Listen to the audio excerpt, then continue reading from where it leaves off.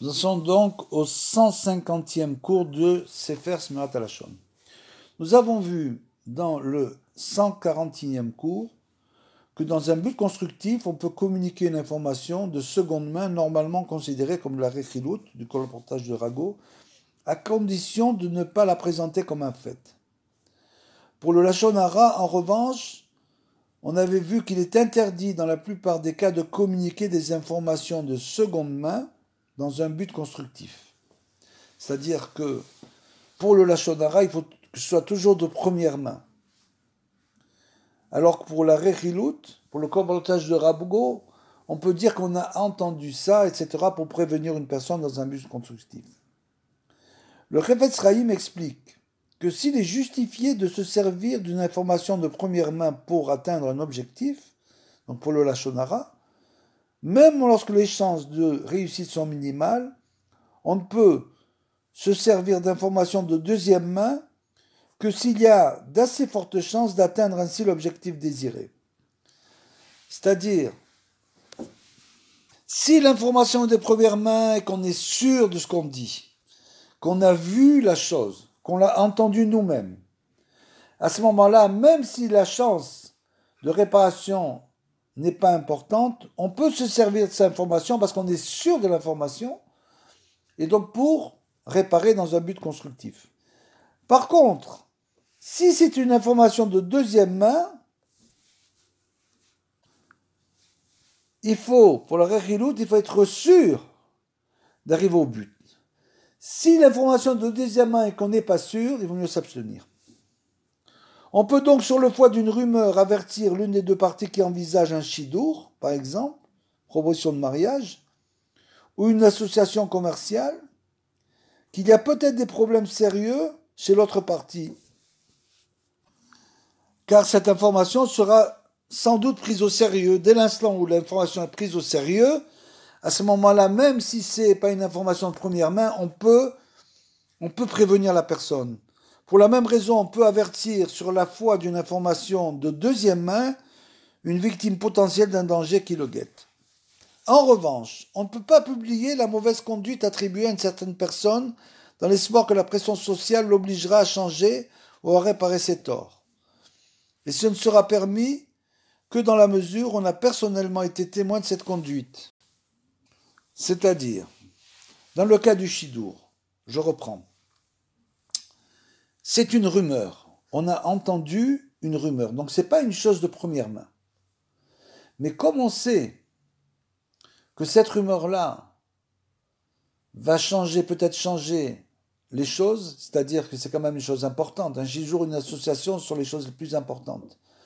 Donc, qui peuvent entraîner, si c'est pas dans le bon chemin, ça peut entraîner, bien sûr, comme on le sait très bien, des très gros dégâts.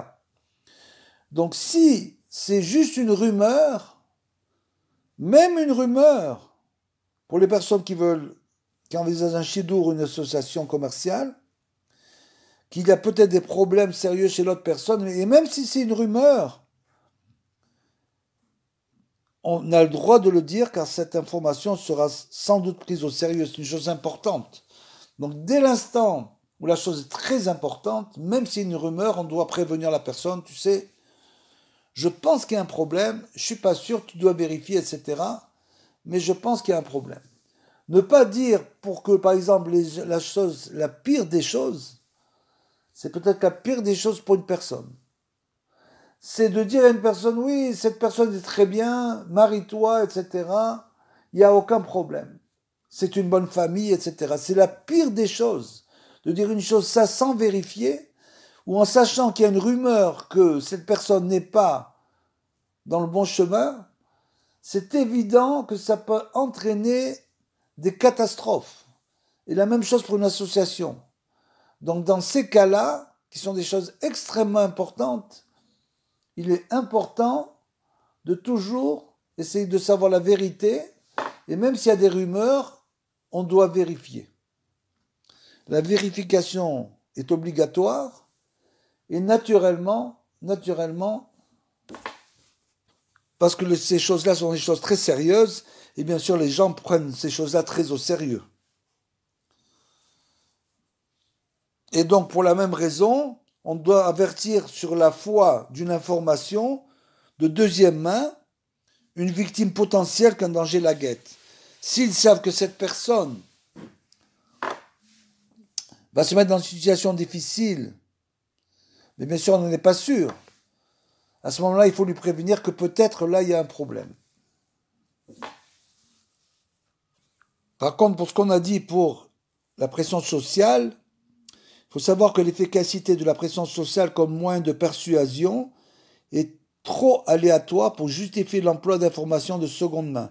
C'est-à-dire que la pression sociale, c'est une chose dont on n'est pas sûr. Donc, ça peut avoir un effet, ça peut ne pas avoir d'effet, donc on n'utilise pas pour cela, pas comme pour le Shidour ou pour l'association d'informations de seconde main, pour prévenir la personne, même si on précise explicitement que ces informations n'ont pas été certifiées. Tel s'enrichit, mais n'a rien, comme le dit Shlomo Ameler, Michelet 13.7. Que nous enseigne cet aphorisme du livre des Proverbes? Tel s'enrichit, mais n'a rien. Il n'est pas rare qu'une personne fasse des investissements très fructueux et réalise des bénéfices considérables. Pour tout, cet homme est à l'apogée de sa fortune. Or, lorsqu'il fait le bilan exact de ce qu'il possède, il découvre à sa consternation qu'il ne lui reste rien, car les pertes qu'il a fait par ailleurs ont réduit tous ses gains à néant. La leçon est claire. Il y a des gens qui passent toute leur vie à accumuler des mérites grâce aux mitzvot et à l'étude de la Torah. Mais lorsqu'ils arrivent dans l'autre monde, ils découvrent que leurs mérites ont été réduits à néant par leur critique continuelle envers leurs congénères. Les délices qui les attendaient, ont été réduits à néant pour des moqueries, les ragots, les calomnies sorties de leurs lèvres.